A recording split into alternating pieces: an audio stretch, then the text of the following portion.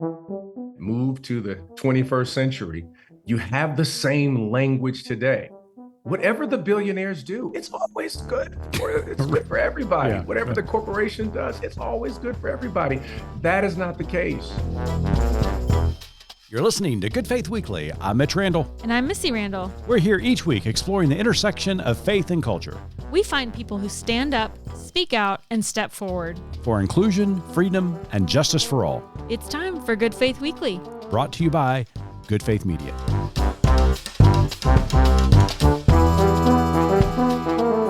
Welcome to Good Faith Weekly. On this episode, Missy and I are going to catch up, tell you about our trip to Boston, Massachusetts to attend the Association of Welcoming and Affirming Baptist. And then later on in the pod, we sat down with one of our favorite guests of all time, Reverend Dr. Otis Moss III. We're going to talk about this year's election, and in particular, his involvement in an organization called Win with the Black Church. It is a terrific conversation that you're not going to miss. Stay tuned.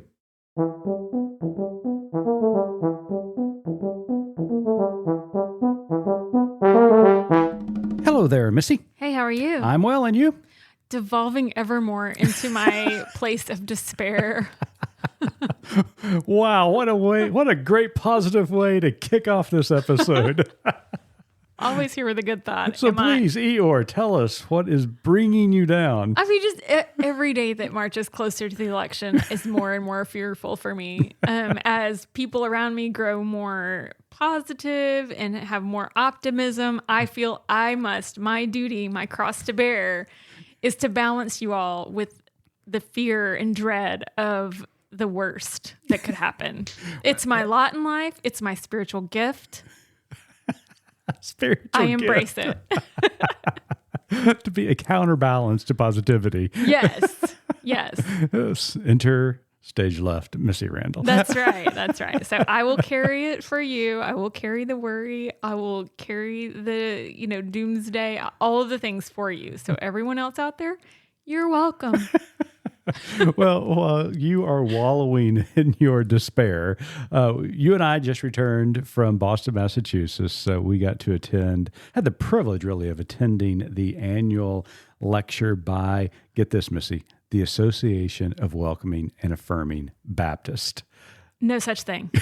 Yes, such a thing. But get this, they've been around for decades. This is an incredible group of Baptists who have been supporting individuals in the LGBT community with love and respect and affirmation for decades. And they invited us to come up to Boston, and we were on the campus of Harvard.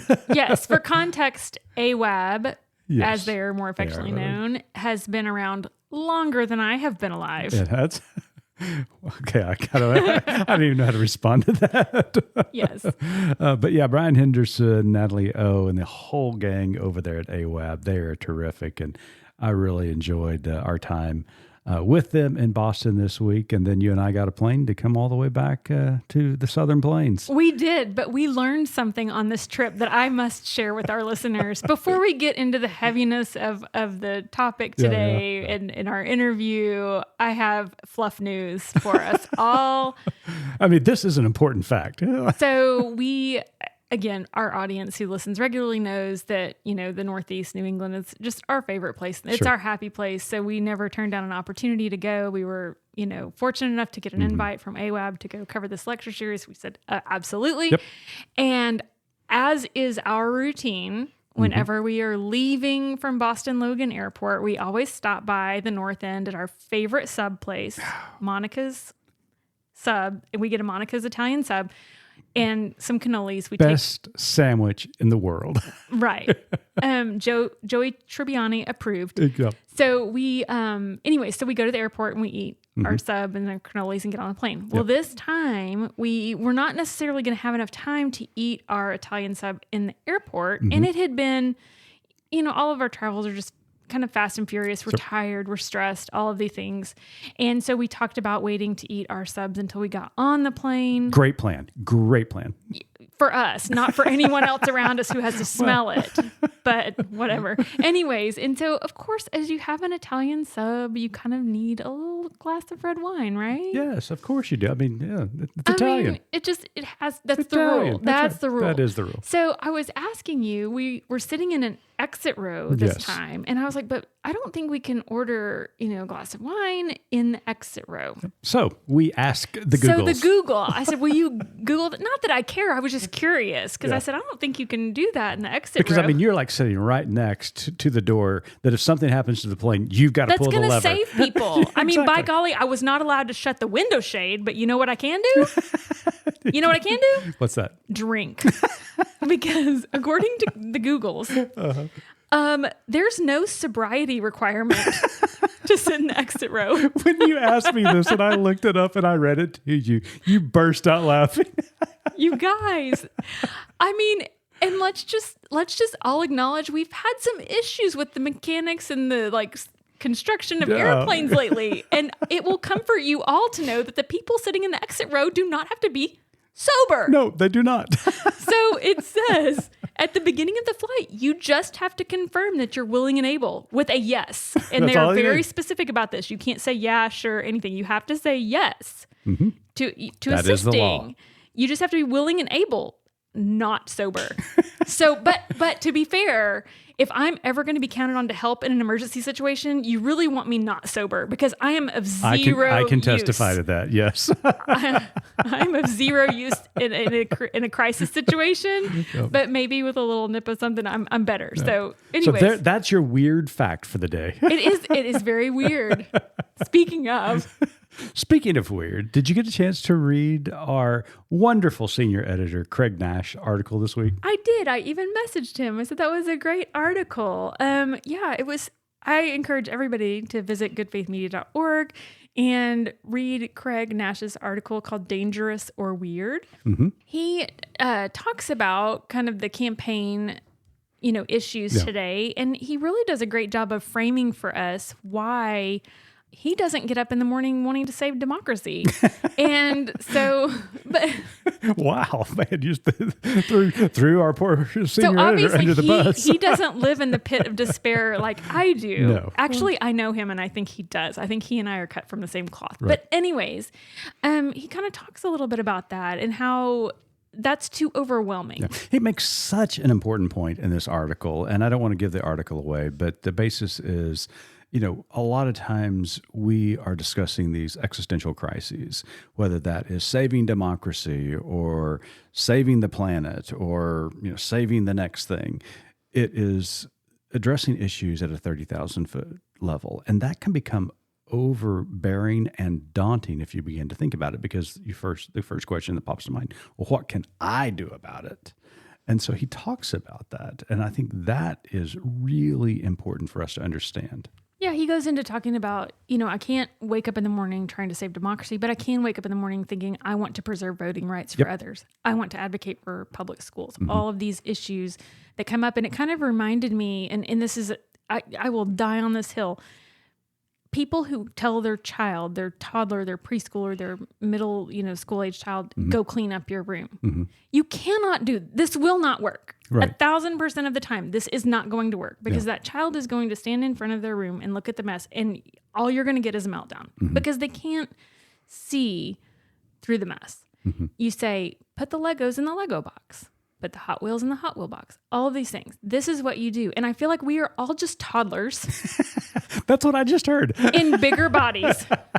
And we say, okay, we can't save democracy. We can't save the earth. But you know what you can do today? You can go advocate for voters' rights. You can go help register people to vote. You can go, can Volunteer at your local polling place. right. You can do these things that we can do a little bit at a time. And so I don't know. His article was great. It spoke to me. I hope it speaks to others. He talked about how we've become kind of numb to this is dangerous. This is dangerous. This is dangerous. And that just doesn't relate anymore. But weirdly enough, saying this is weird has resonated with people. It's like, okay, I can get on board with that. It's very strange, but yet here we are. Yeah. Well, speaking of people who are actually doing things on a local level, you and I get to sit down with one of our favorite people of all time, Reverend Dr. Otis Moss III, or OM3 as I know him. Right. One correction. He's doing things on a local and a national level. Yeah, he is. Yeah, way bigger than us. Let's just be honest. But yes, he does great work. And we got the opportunity to talk to him today about an organization that he is involved with called Win with the Black Church. It was a great conversation. I always learned so much. Having Dr. Moss on is always a little bit selfish for me because I feel like I've been to church, I have learned, and really just been given some motivation to continue on. Yep. So stay tuned. Missy and I'll be right back with Reverend Dr. Otis Moss III.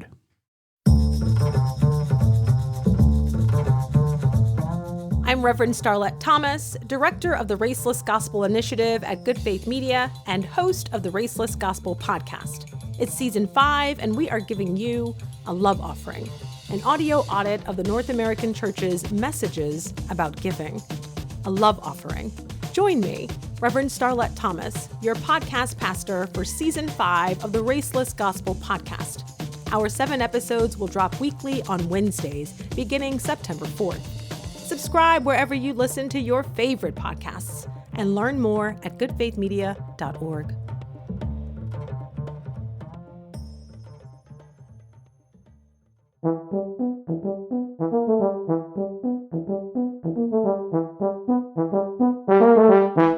Welcome back to Good Faith Weekly. On this episode, we've got a very special guest with us. Joining us all the way from Chicago, Illinois, the Reverend Dr. Otis Moss III is the senior pastor of Trinity United Church of Christ in Chicago. He is a preacher, poet, activist, author, and filmmaker committed to justice and equality as evidenced by the gospel of Jesus Christ. He founded the Unashamed Media Group, a justice-centered faith-based agency dedicated to producing and curating stories that inspire the heart and challenge the mind.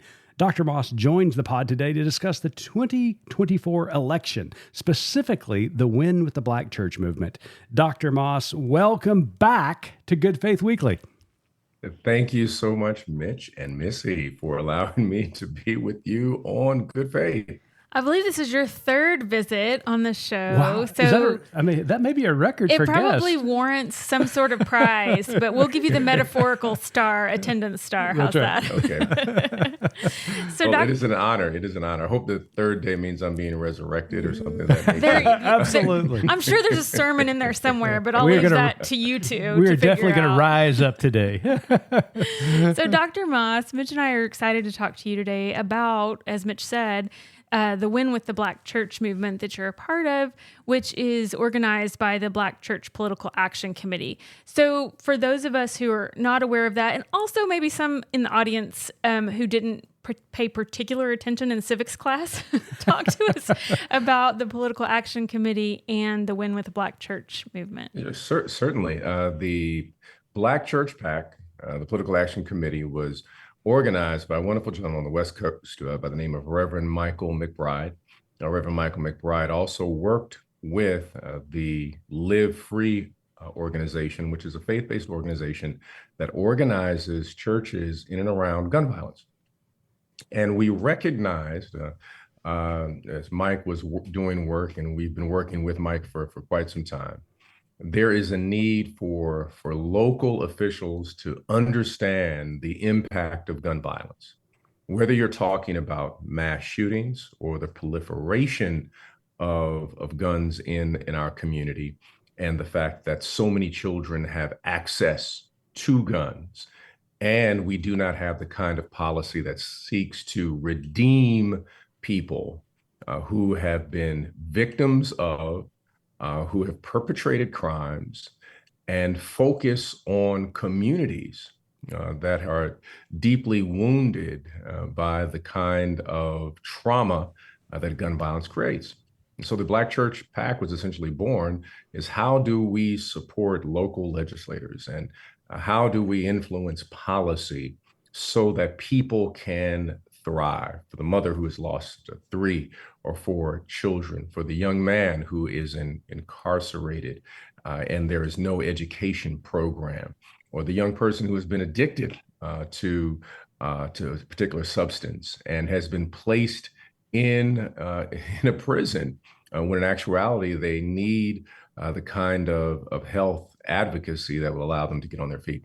And so the Black Church PAC comes together, specifically individuals like myself, funding the PAC so that we can support people who are running that promote policies that allow families to thrive.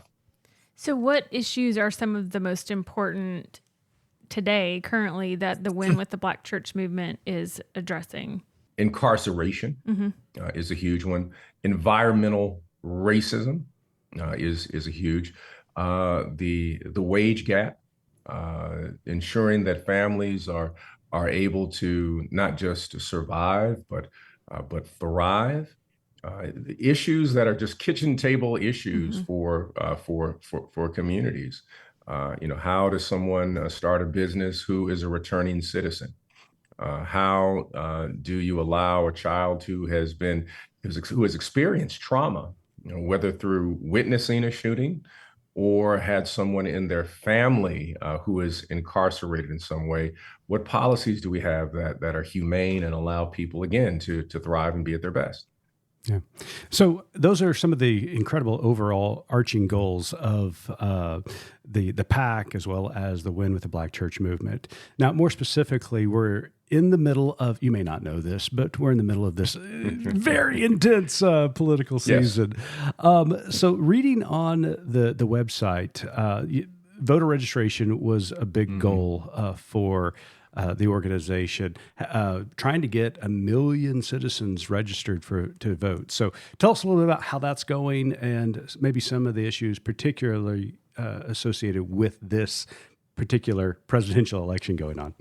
Absolutely. I said one of the primary programs for the Black Church PAC is registering people to vote, looking at policies that suppress the vote and partnering with organizations from the NAACP Legal Defense Fund to the Brennan Center at NYU and other groups that are monitoring the issue of voter suppression. The Black Church PAC is seeking to bring awareness, but also supporting candidates in local areas who are pro-democracy, who are voting, like the John Lewis voting legislation. That's been a major issue for us.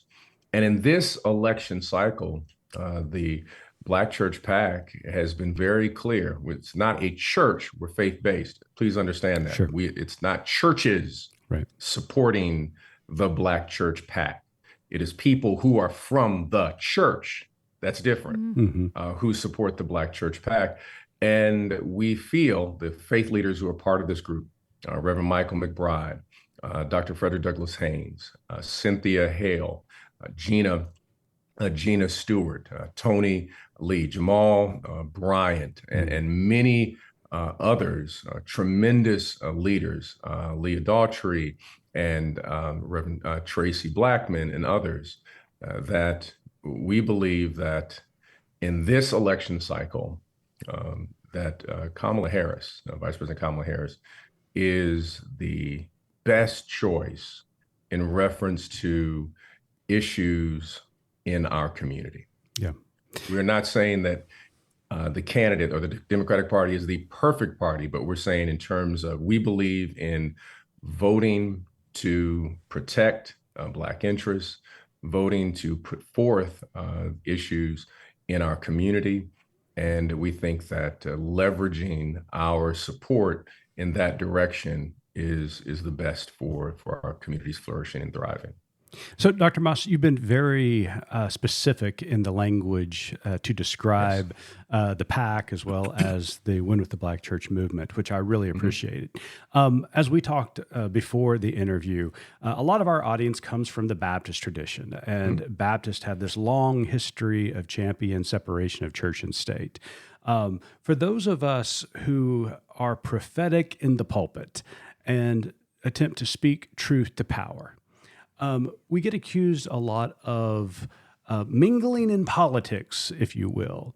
So for those individuals who may raise an eyebrow about this kind of political engagement that we're talking about, can you spell out the difference between the traditional understanding of separation of church and state and why that's still important, but also the importance of being politically engaged and advocating for the principles of the Christian faith? Yeah, the doctrine and the philosophical ideology of separation of church and state is twofold. One, that the state will not in any way, shape, or form force faith on other people, nor will the state be run by a particular theological entity. And also that people of faith will have the ability to freely express their faith. And the tax code, if you want to make it a little more detailed, is saying you can talk issues all day long. Yeah. But from the pulpit, endorsing a candidate would go against the tax code. And so the Black church, the prophetic end of the Black church, and I always like to say there's the Black church tradition, and there are churches that have Black people. Sure. Churches that have Black people usually are not prophetic and want to remove themselves from engagement in what has happened in society. The Black church tradition is the tradition that has been a tradition of abolition, the tradition that stood up and said that children should not be working 40, 60, 70 hours a week. It was very much a part of the unionization movement. The Black church tradition, Ida B. Wells specifically, was a part of the women's suffrage movement, even though the women's suffrage movement did not include Black women. Right. And then the Black church tradition, the prophetic tradition, spoke out against segregation, spoke out against gerrymandering, spoke out against the idea that certain people could not represent other people. So the church consistently has spoken out on these issues. And for those who come out of the Baptist tradition has done it over and over again. There was an entire conflict in the Baptist tradition around abolition. There was a conflict in the Baptist tradition around the idea of should alcohol be sold in public spaces. Right. This is why that Baptists, we have grape juice. Well, some of us. Just as Jesus had it. Yeah, that was a whole political movement. Right. And when I say political, people need to separate political from candidate. And when we say political and candidate, understand this: the church cannot support or should not put forth specifically around a candidate, but around civic issues, because politics, the root of that term is polis, which means affairs of the city, affairs of the community. And who was one of the biggest stirring individuals that was involved in the affairs of the city? I'm gonna take a stab at it. Jesus. There you go. I mean, Sunday school has served me well, you guys. There we go. That's right. I mean, he was just overturning the tables in the city to the point that he was executed by the state.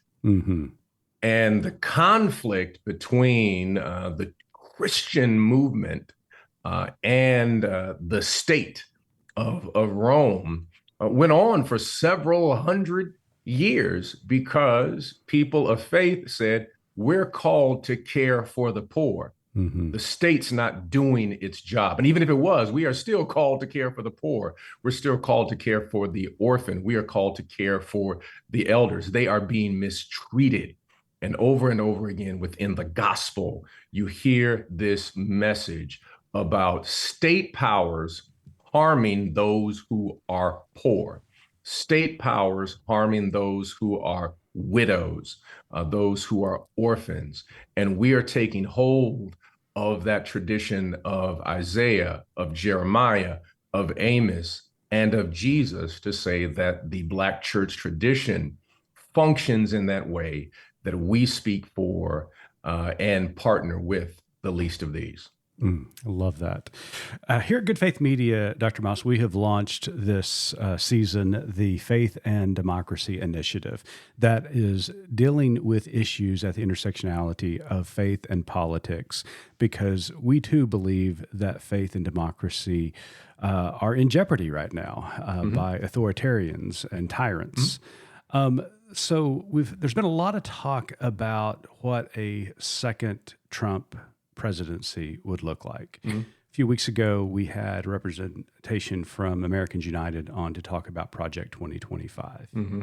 So in your view, what would a second Trump presidency look like? The second Trump presidency would be the appointment of, at a minimum, 43 federal judges on the minimum, on the maximum, 126, which would literally reshape not only the judiciary, but reshape what we view as democracy in this country. With the appointments that he previously had, we have a major shift in terms of how the judiciary functions.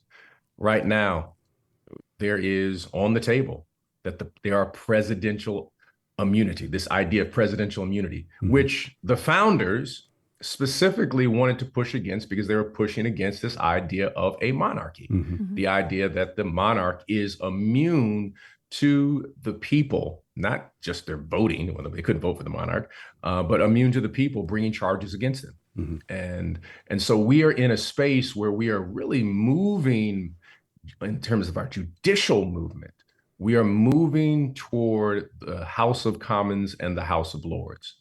The House of Commons and the House of Lords. Before there was the Parliament, the House of Lords in England, in Great Britain, in the United Kingdom, functioned in a way where they were never held accountable in reference to corruption, in reference to bribery, in reference to the manner in which they treated their workers, because it was believed, one, that the House of Lords and the monarchy, it was God ordained, one.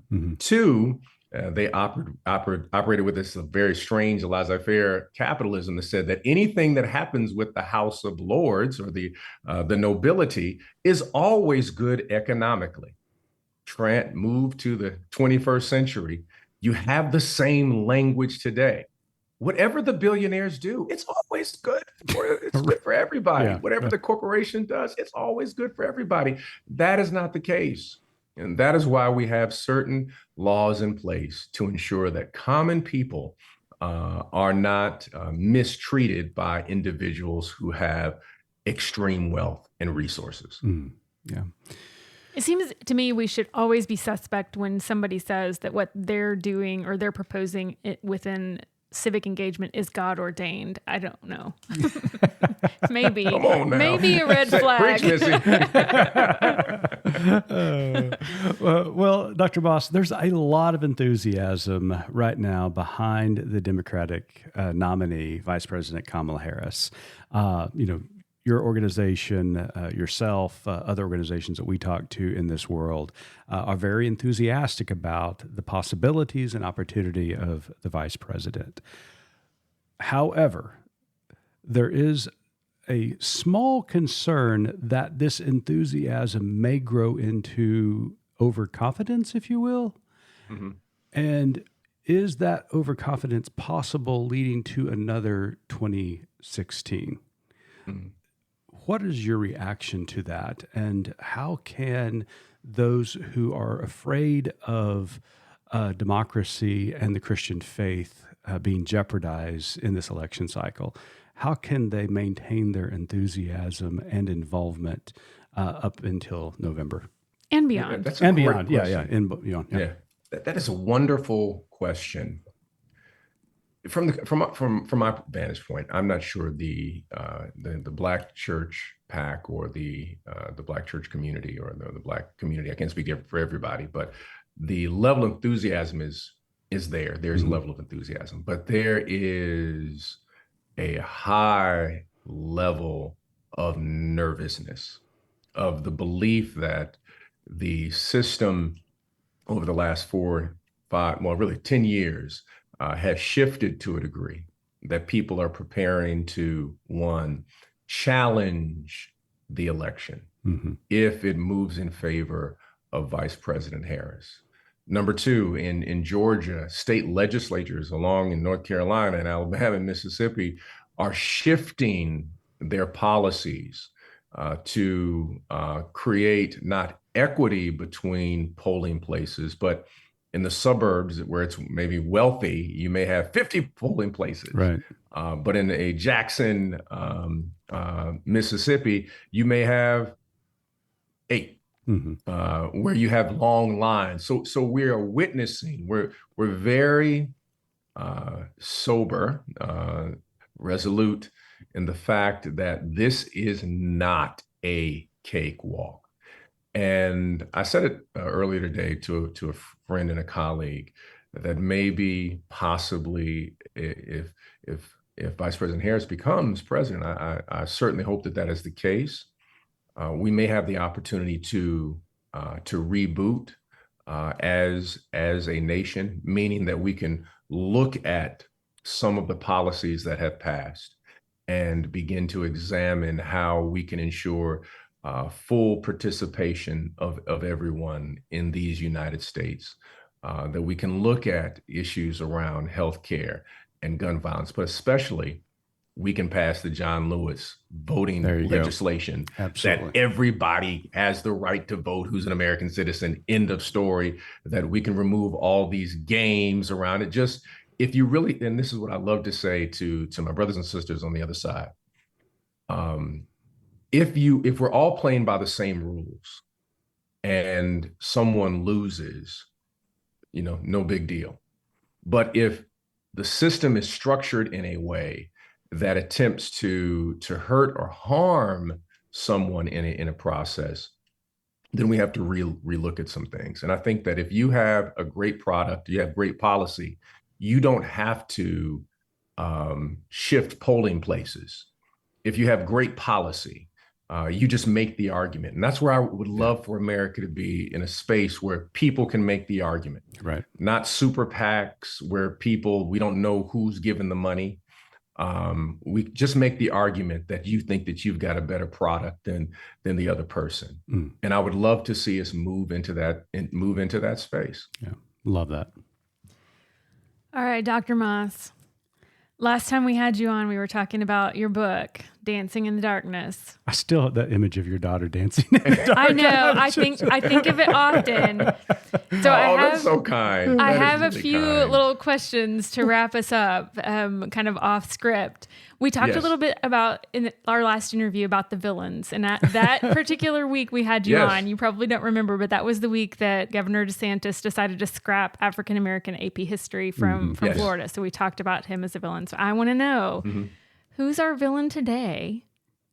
Besides the obvious, who or what it would be our villain today, and what superhero do we need? Oh, okay. I love that question. I really do. I really do. I think that maybe we would go a little bit more adult in terms of our villains. I think our villains today would be similar to what is in The Watchmen. See, in the Watchmen series, the Watchmen think they're heroes, but they're actually villains, right? Because they are so self-absorbed. And so self-absorption, narcissism, and our human brokenness, that is part of the villain. But one of the major villains that we don't really talk about, we love to name a person, but the system is a villain, the way it's structured. The Electoral College is a villain. It comes out of a slaveocracy to make sure that Southerners would have appropriate representation in Congress. And we've kept the Electoral College. And now we are in a space where the popular vote does not mimic the Electoral College. This in itself is dangerous. The Electoral College should follow the popular vote, not the other way around. And so we're in this particular space. Technology companies that do not have the kind of responsibility, but have the ability to be able to hire lobbyists, bankers, and I would say the biggest villain is private equity. Yep. That they are buying up homes all across the United States. Villain. Privatized prisons. Absolutely villain. Mm-hmm. The people who are making guns for mass shooting in the United States, without a doubt, villain.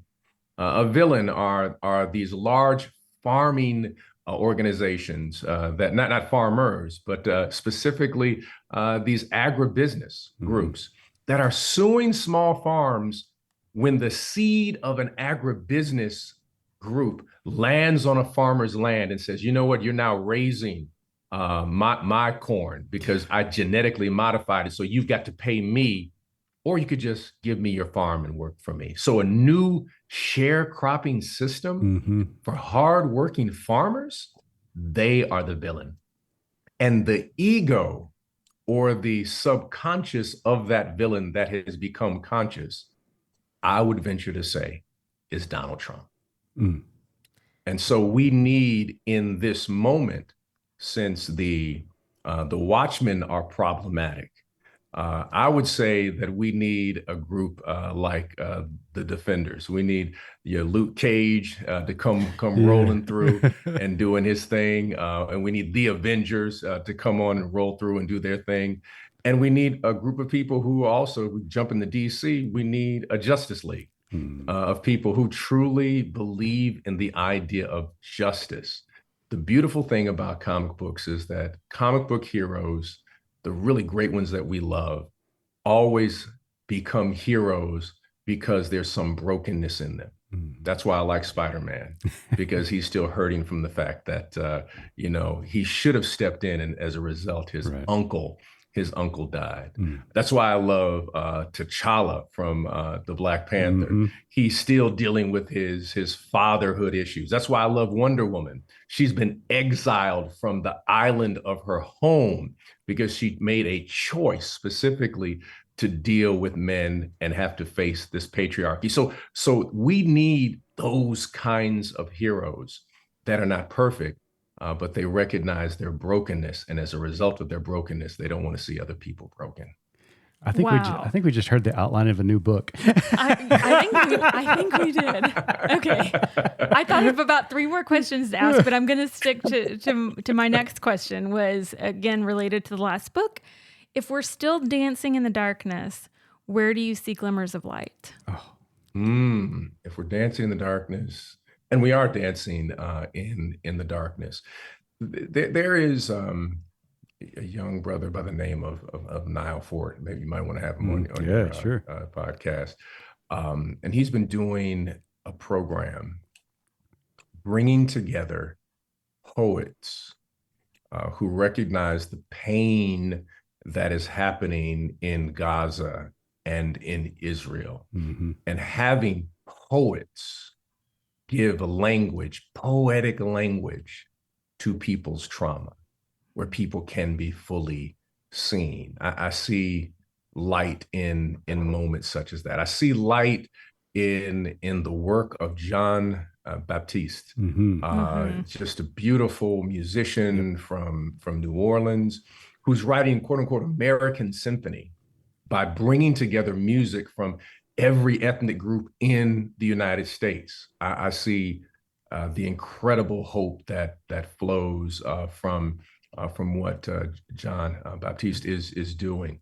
I see hope in the parents of the young child that was killed in Springfield as a result of a car accident, nothing intentional. The parents of little Aiden. And when they stated, you don't have the right to use my child's name to promote your political agenda. The man who caused the accident didn't do it on purpose. It was an accident. But if you want to honor my son, if you want to honor our son, they said, then they begin to then dig into scripture and talk about how we are to treat our neighbors and how we are to care for those who are in need. That honors my son. Outrage and making lies about a group of people who showed up in our town with work visas that gave our little city new life is not honoring them. To have a family that is dealing with such trauma and grief, to stand up and speak with moral courage, to me, they're the heroes that operate now, and they're allowing the light to break through when our hearts break. Amen, amen, amen. Wow. I have been to church, and I thank you for that.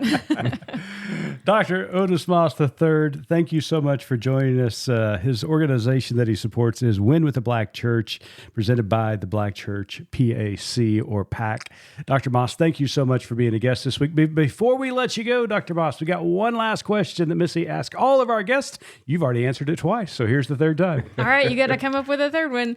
So, Dr. Moss, as you know, our tagline at Good Faith Media is "There's more to tell." So, in light of your work and our conversation today, what is your more to tell?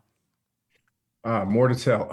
That there's some great artists out here doing some work that are speaking about what we need to do as human beings. Titus Kaphar, he's got a new movie out called Exhibiting Forgiveness, a movie that is about forgiveness, something that we need to talk about.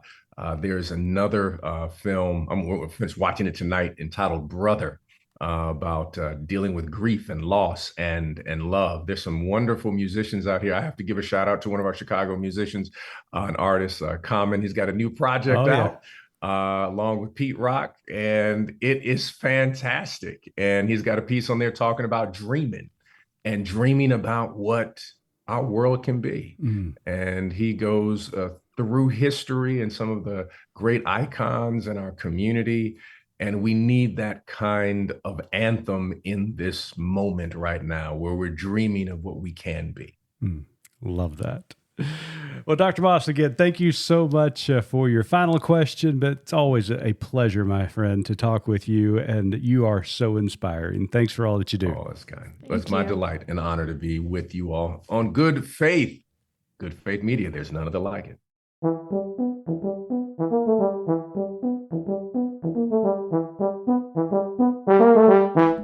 As you said in the opening, it is always a joy and inspiration to talk to Dr. Moss. I feel like we've been to church, but more importantly, he has both challenged us and inspired us. Well, and he offered me much needed reassurance today. I feel like as you as you opened this episode with, you are the ultimate pessimist. Right. I didn't say he gave me optimism. I said he gave me reassurance about fair. Because I've been struggling, and I've struggled all the time about the separation of church and state issue, and how much, what we should be talking about or shouldn't be talking about, how we should frame issues. And he just does a great job of talking about that. And I was reminded about when you were still preaching in the local church in, 2015, 2016, around about that, Did you time almost say period, era?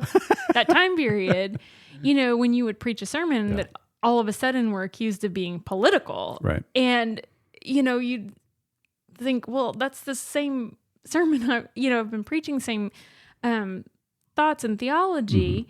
And so, Dr. Moss reminds us about just the difference in when you're speaking about, or when you're preaching about issues and about systems that are oppressive, or that are,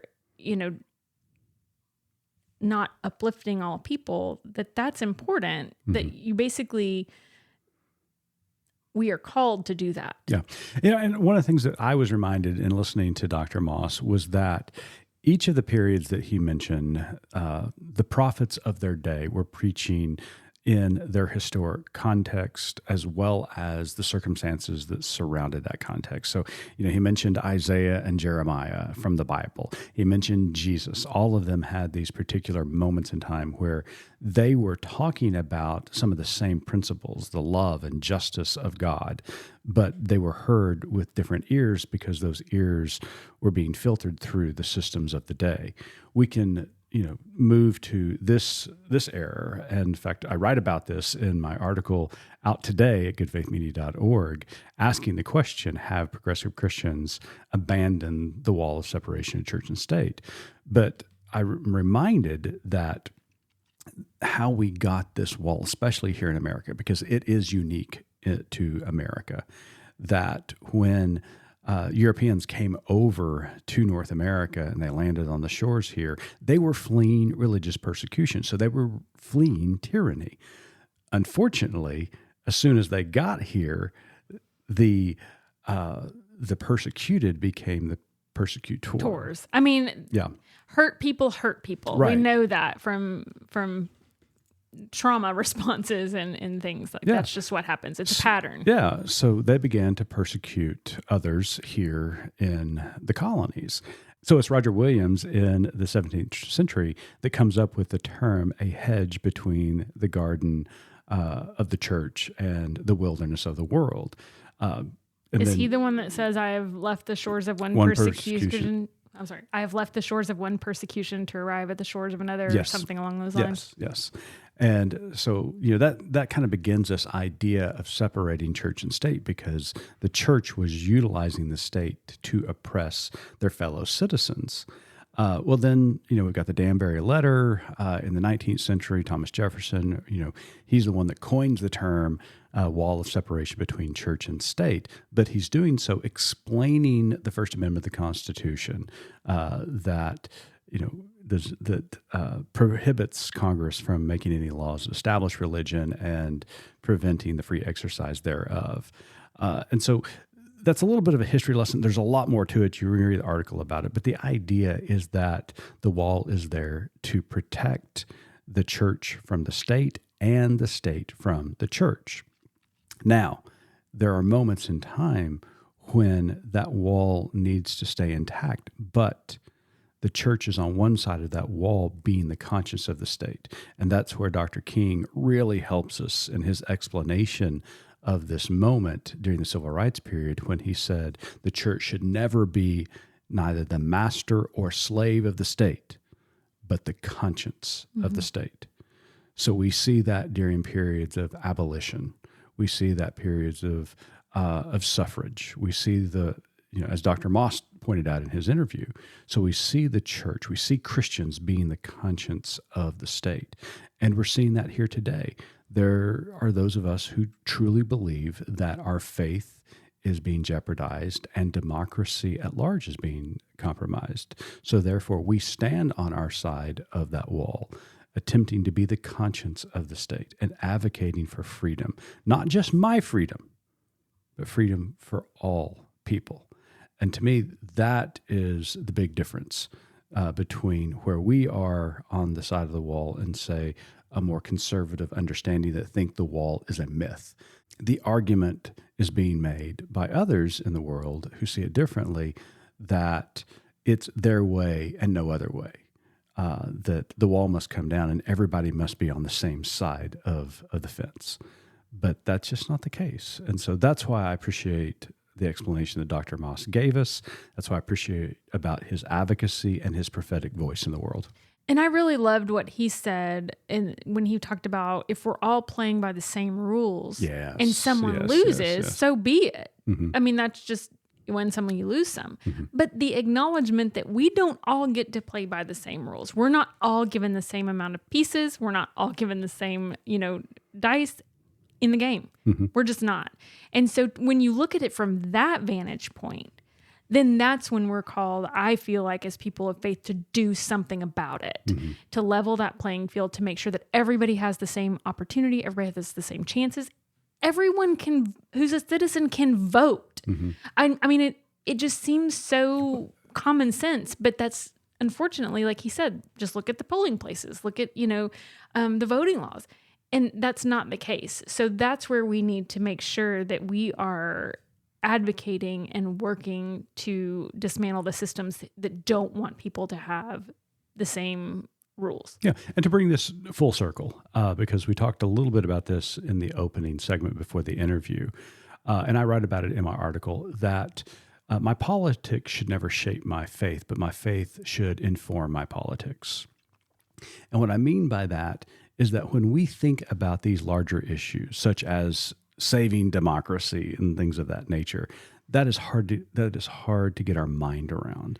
But what I can do is to fight for voter rights. And what does that look like? That means volunteering at my local polling place. That means calling my legislatures and saying that, hey, this is unfair in my opinion. We need to change the laws. We need to change gerrymandering in this country. We need to make certain there are opportunities for polling places for all citizens so that they don't have to wait in line for hours upon hours at one polling location, while in the suburbs you can show up and you wait 30 minutes to vote, to make things equitable in this country. And so that is the way we can do something every day to support voting rights that will end up saving democracy. And so that's why I really appreciate about Dr. Moss's advocacy, his prophetic voice, because it inspires me to do things just like that. Yeah, he helps frame those things that we can all do, but also is very real in talking about this is what, our country will look like. Yes. With option A. This is what our country will look like with option B. And let's just be real about that. Yeah. So at any rate, always great to have him on the program. He is both challenging and inspiring, and you got to talk to him a little bit about villains and superheroes. I'm trying to learn. I am trying to learn. He's the only person ever who's made me think I need to go watch superhero movies. Well, he's always to delight. But for now, I think I'm going to go back to just dancing or crying in the dark. Well, as I turn the lights off and Missy starts to dance, ladies and gentlemen, we'll be back next week. And until then, keep living good faith.